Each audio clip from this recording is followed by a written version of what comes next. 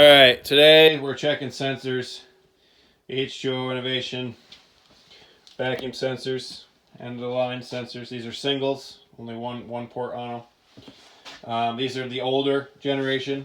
H2O just came out with a brand new style last year. They did? They did. And I don't have any of those just yet. Probably going to get some for next season for 2021. So this first generation, I ended up putting them inside a waterproof box cover. And right today we're just... How are you almost done? We're getting there. Just turning everything on, going through them, and checking the battery levels. Gonna put them out in the woods here in next couple weeks. So we're just changing out anything that's low. Just going through and changing them out. I believe a lot of these have been over 2 seasons. I usually get about 2 seasons on them. Even if they're about 70%, I will put them in the woods.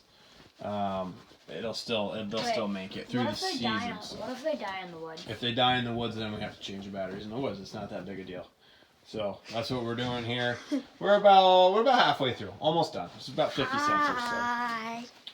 So. Okay, hit the go button.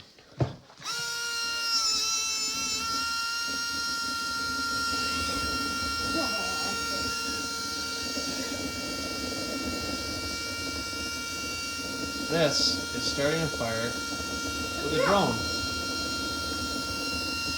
Looks pretty good.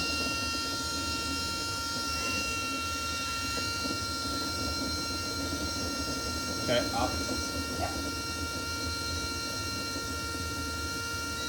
You gotta hold it down. Up in. Little drone. Works good. Mm-hmm. Morning. So it's been a few days. We bought some totes. Bought 4 more totes. So now we got 20 of these bad boys. Waiting for some more stickers. Our PVF maple sticker. I gotta get a couple more made. So got those cleaned off and ready to go over to the sugar house. 350 gallons a piece. Kind of nice to get some of these. Releaser, you've seen that releaser. That's done. 1 small tank, we got a couple more in stock still, so get those while you can. I got a small releaser being built right now. This is a 12-inch tube. It's going to be, there's 1 pump in it. What we're actually going to do is bring this right here. Zap's going to come in right here. It's coming from another releaser that's going to be, that's above this currently, up high. It's, I think it's a 24-inch. Wide CDL releaser, regular manual dumper, and we're gonna hook this small releaser right into it, have Sap come into it, and then he can pump into his tank. It's just gonna be better for this situation on what he's doing. So he still has the dumping capabilities. If power went out or something like that, of course it doesn't dump until the vacuum would be, all released if it was a no power situation. But anyways, so. That's just about done, waiting for a couple electrical parts. But over here, we have a new project that we're working on. And this is a stainless steel releaser. This is going to be at our sugar house. And there's a whole big spiel that goes along with this, the test that it's going to be. Something we've been learning. But stainless steel, I just welded a couple fittings in. This will be Sap coming in. Sap going out of the pump. This is a tri-clamp. This is 6-inch stainless pipe. Big thick cover. Pump's going to be hooked onto that. So yeah, this is all new. That's a 2 horsepower pump right there. But what we came up with was, because I know you have to clean these pumps. That screen right there will get dirty. And if you take the screen off, you're kind of silly. Because it will gum up the stages in the pump after a fashion. It's just not a good idea to take the screen off. So we did this in 2 pieces. Take the cover off here. So we actually can separate the 2 pieces.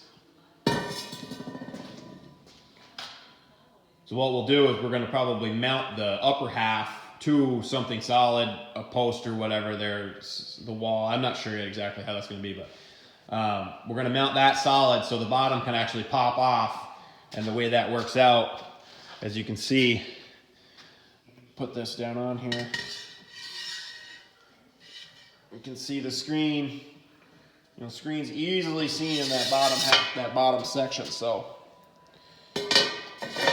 yeah, it'll be a little cumbersome to take apart, but that's okay because this whole test revolves around being able to get more vacuum, and I'll dive into that a little more when I get this a little bit further along. What we're doing. So, but it's got to do with head and. Just it's completely different than what we were thinking. We just learned this recently, so learn something new every day. You know, obviously as a sugar maker, you want to always achieve the highest vacuum possible and maintain it. Trouble is, we've learned that some of these pumps, you know, once you get 28 and above 28, the pumps really drop off on what they're capable of pumping out of the vacuum. You know, you just keep getting bigger pump, and it's still. You know, you buy a pump that's rated for 30 gallons a minute and you're only getting, 12 out of it at 28 inches. So then you end up needing more pumps and it's kind of more headache. So anyways, with what we're going to test here, hopefully it will lead us to getting a more powerful vacuum pump, more CFMs, and essentially higher vacuum. So we'll see what happens and I will keep you posted. And we still have bourbon barrels in stock. This is only a little 5-gallon one just for show, basically. But I still have some in stock, so if you want to give us a call for some bourbon barrels, see you soon. It's snowy. It's not snowing real hard, but it's snowy. And as you can see, the snow on the lines, it's kind of a problem. My hands got cold, my gloves got wet the first half an hour, so I had to change gloves and put on a thicker, big, silly, thick pair, which are very cumbersome. And then of course, if you are pushing spouts on with a tool, which I am here, there's a lot of problems with said tool. If you can see in the tool, the buildup that gets in there,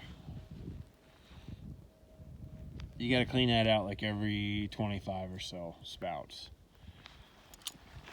Really don't like that. So if you're gonna tap in the snow, you gotta be prepared, I guess, and just know that it's gonna suck. So it is what it is. But as you see, I got my big dumb glove. A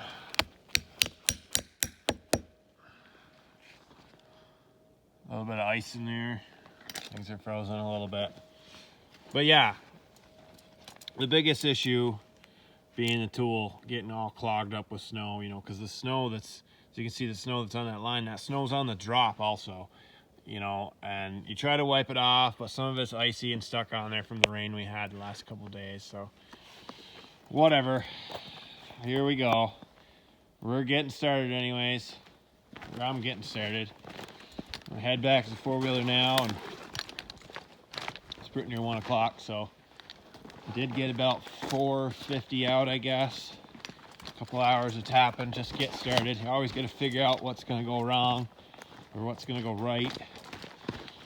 So far, these new snow pants I bought, these waterproof pant things you see on like the internet, on Facebook or eBay or whatever. They're not so bad. They're comfy. They're not cold. They're not too bad. They're not cold. I do have a pair of thin long johns underneath, but I think I need a size bigger because the little zippers for the pockets seem to be ruined. I split them right open, so I guess they're maybe a little too tight. I don't know. So, anyways, back to the four-wheeler we go here.